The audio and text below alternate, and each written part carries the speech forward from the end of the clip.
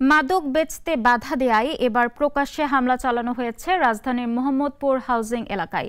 এই ঘটনায় মামলা হলেও এখনো গ্রেফতার করা হয়নি কাউকেই। এদিকে একের পর এক হামলায় ভীত এলাকাবাসী। পুলিশ বলছে ফুটেজ দেখে ব্যবস্থা নেওয়া হবে।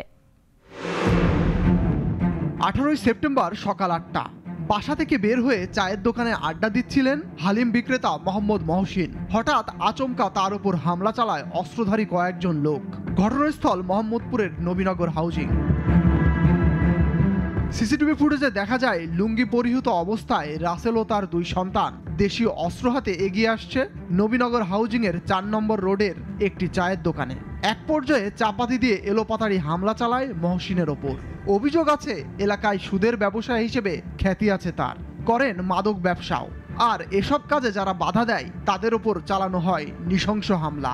সকালবেলা আমি গেছি চার দোকানে চা খাইতেছিলাম, তখন সে আইসা মনে করেন চাপাটি দিয়া প্রথমে একটা কোপ দিছে, পরে তার ছেলে আইসা আর একটা কোপ দিছে, টোটাল 5টা কোপ দিছে। পরে আমি ওখান থেকে ভাই পালিয়ে দৌড় দিছি। দিনে দুপুরে এমন হামলার পরও অভিযুক্ত রাসেল ও তার সন্তানদের কেন গ্রেপ্তার করা হচ্ছে না তা জানতে চায় ভুক্তভোগী পরিবার। এক মহিলারে জাতি জুটি দিয়া ফালে টালে মহিলার সব কিছু লয়ে গেছে গা। তারপরে 3 দিন আগে আবার আমার থেকে মোবাইল 2টা ছিনতাই হয়েছে ভোর 5টা বাজে।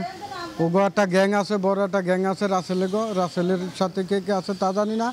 রাসেল আর রাসেলের ছেলে এগুলাই করে। দিনে দুপুরবেলা চিন্তা খুনি মারামারি হয়, কাটাকাটি হয়, রাস্তাঘাটে কেউ চলাফেরা করতে পারে না, কোনো কিছু করতে পারে না, কোনো মা বোন চলাফেরা করতে পারে না, কেউ স্কুল কলেজে যাইতে পারে না, কেউ কাজ কাম করে ভাত খাইতে পারে না, ভয়ে এক একজনে আতঙ্ক হয়ে থাকে। এদিকে সিসিটিভি ফুটেজ বিশ্লেষণ করে অপরাধীদের শনাক্ত করা হচ্ছে বলে জানিয়েছে পুলিশ।